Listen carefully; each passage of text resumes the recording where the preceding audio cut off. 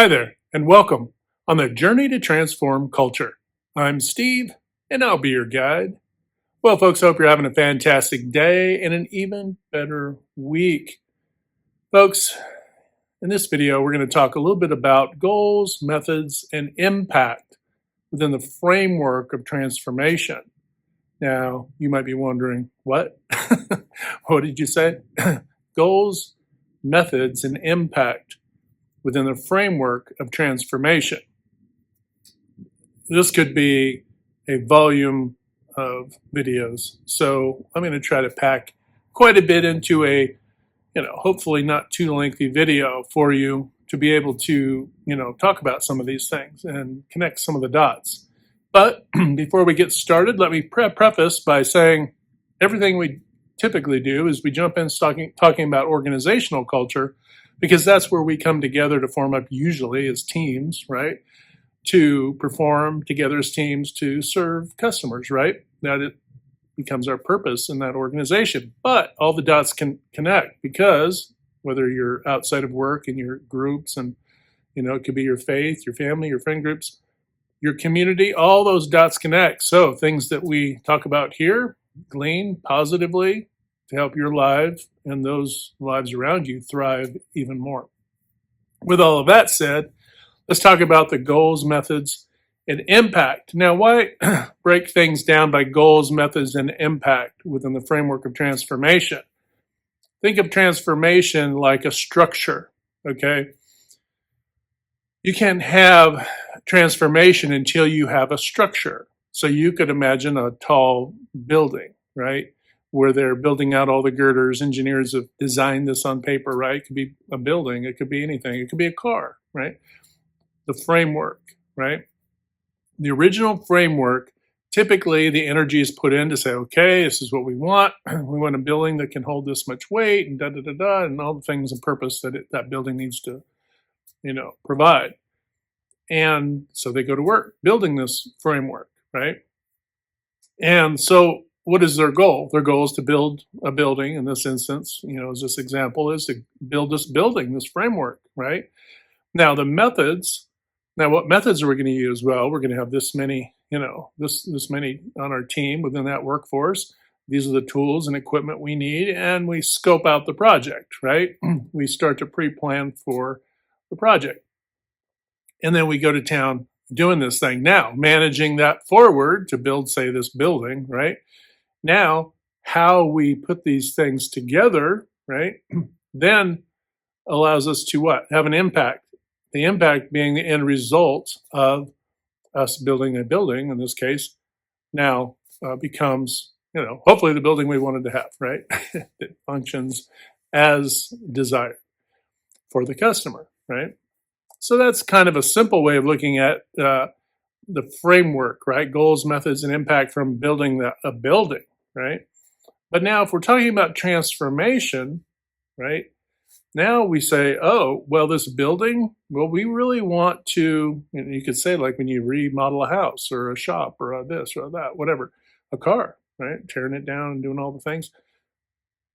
We want to remodel this, or we want to rebuild it, or we want to convert this into something that can handle this. It needs to be taller now because we need more people. Can it handle the weight, etc., or broader, or it needs basements, it needs whatever, right? Needs more power, needs more parking, it needs more this, whatever, right? You can imagine all the facets to a building of a car. I want it to go faster. I want to make it, I want to get the current engine to go faster. I'm not replacing the engine. I want to upgrade the current engine.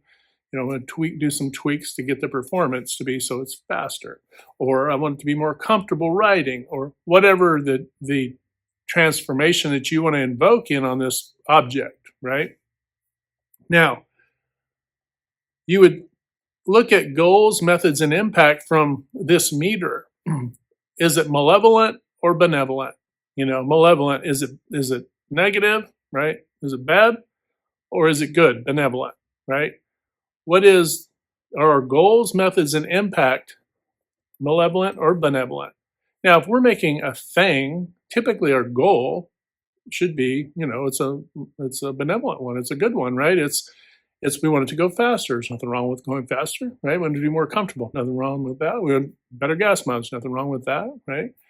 Now, we start to put nefarious features on this thing, things that are going to hurt people or could hurt people. Oh, we need to take out the seatbelts. Well, that's not benevolent now, right? That's definitely not a good thing. So, or we want to take the seatbelts out, or we're going to take the headlights out. We're trying to lighten it up so it'll go faster, right? So now it is now turning into a malevolent, right? The impact now is going to be malevolent, right? It's going to be unsafe, right? It's going to be unsafe.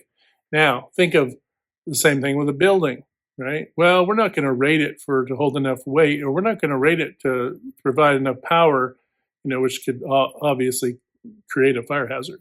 We're not going to put in all the safety equipment, right? See how this goes?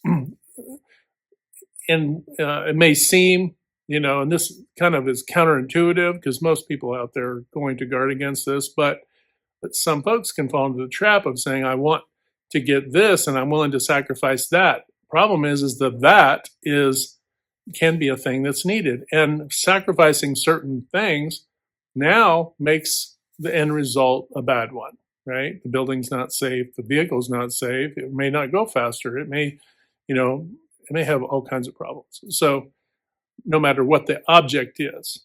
Okay, so now you've got a bit of a framework for, say, we're making a product or that sort of thing. Now, that's transforming a product into something else, right?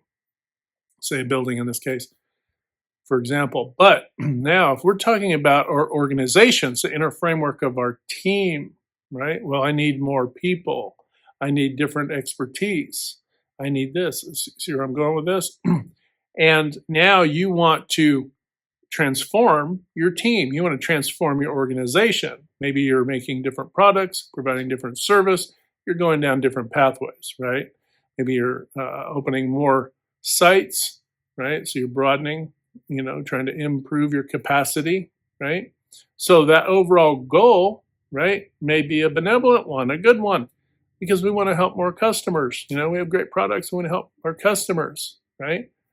But now our methods, if our methods are cutting corners, right, from a planning perspective for sure, and executing on this plan, if our methods are bad, right, and they could be bad because why? Not because we are trying to be bad, but because we are trying to cut corners. It might be a safety issue. It might be lack of tools. We only have enough tools for half the site's needs, but we're going to go ahead and build all of the site, right? And it's okay. We'll figure it out, or we'll either figure it out, or oh no, it'll be fine, right? Kind of just blowing past a need, right? Skipping over steps, skipping over requirements, and it could be training your team up, right?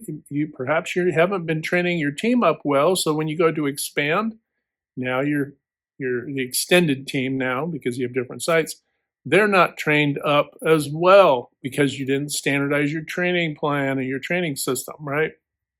So you can see where something that is not given the appropriate attention now becomes a malevolent one, right? It's a bad one. Now a whole organization can be considered malevolent. Why? Because it could be that all of these methodologies now affect the overall impact, which is our product and or service now either is not satisfying customers, it's falling short, right? It lacks the quality, or it could be harmful or unsafe, right? So this is how it can turn malevolent, and you could have a whole culture turn against the product or a company. Why? Because of certain actions. Now, these are things that have occurred all throughout history, right?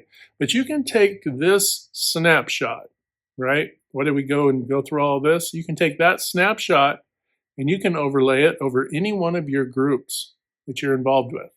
It could be family, it could be friends, it could be community, it could be your faith, it could be, any other, it could be hobby type groups that you have, interests and so forth. It could be, local government. It could be broader government. It could be, whole countries, right? It could be different countries around the world, right? It isn't limited in scope, this whole idea. that the infrastructure and that the framework, right? The framework for it to be benevolent means that our goals, our methods, and the impact have to be good ones.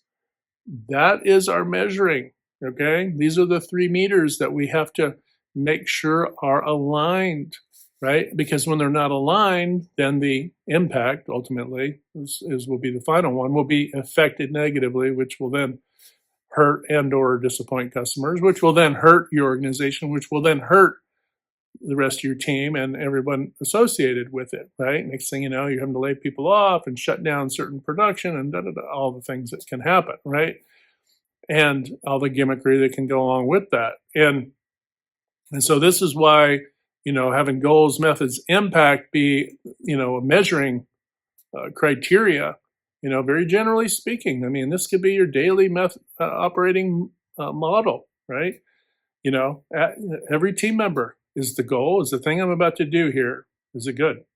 Are my methods good? Oh, no, I'm skipping steps. I'm not using my correct tech data or my correct references and so forth, right?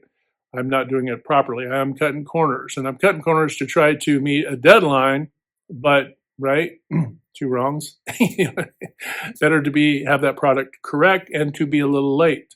You can work on the speed because the root cause of the speed probably goes back further than the quality of the production.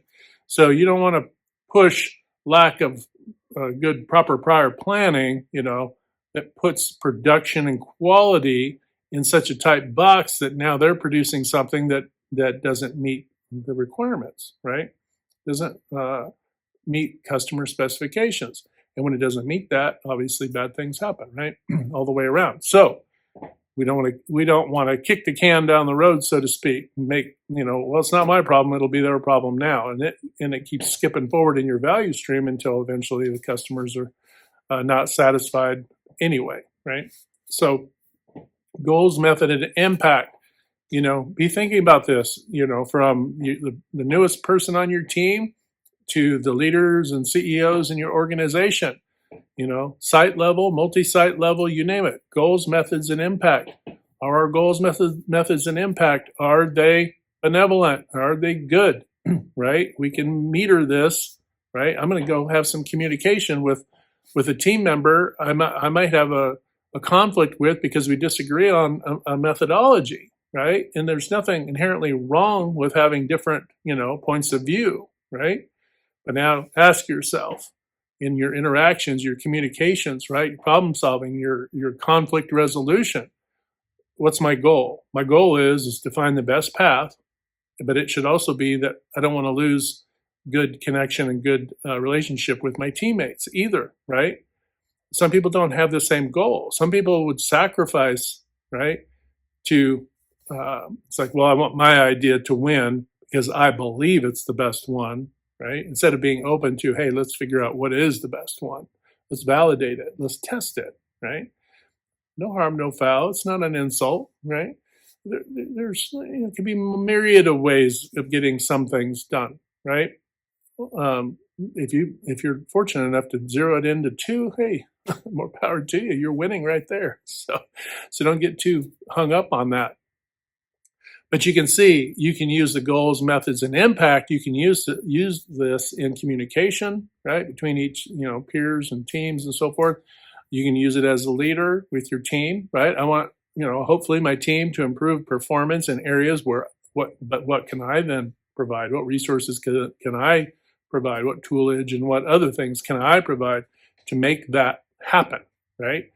Sometimes you need to pour some gas in the tank, to get that, engine to run, right? It's not just an either or. It's always both, right? It's always going to be everything. It's not a us and them. It's always going to be just an us in an organization. It is always just going to be us in culture. Doesn't matter if it's community-wide, your family, your friends, doesn't matter.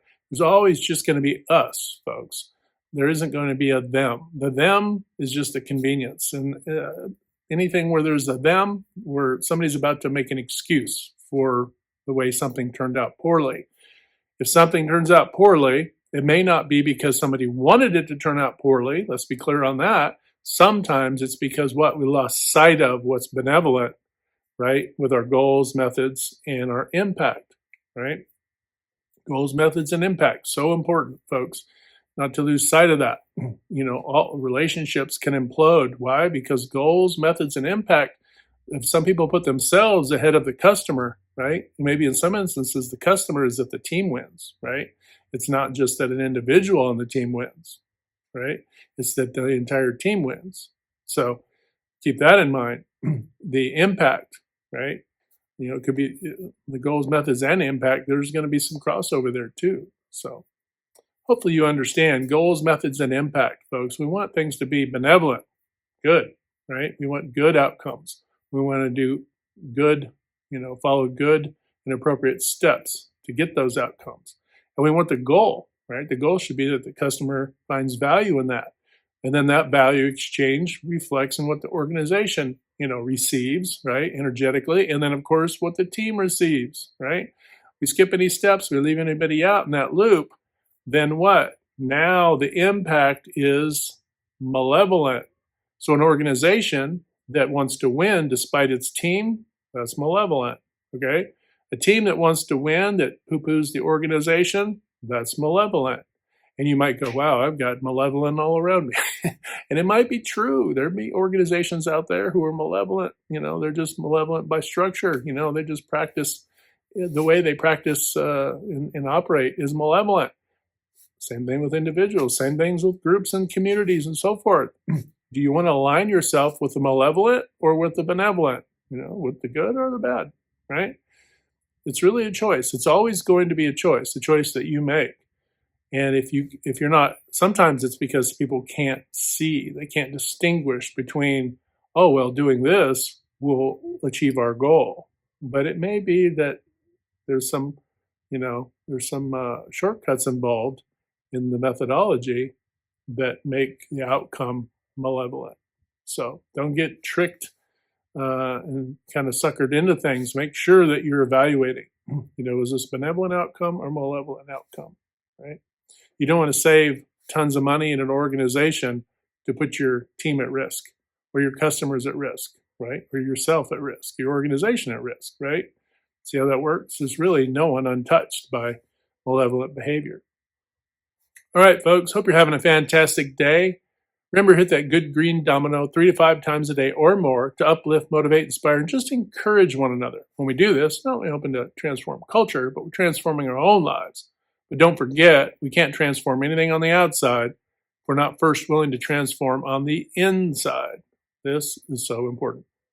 All right, folks, have a fantastic day. Hit like, share, and subscribe. And until next time, we'll talk to you later.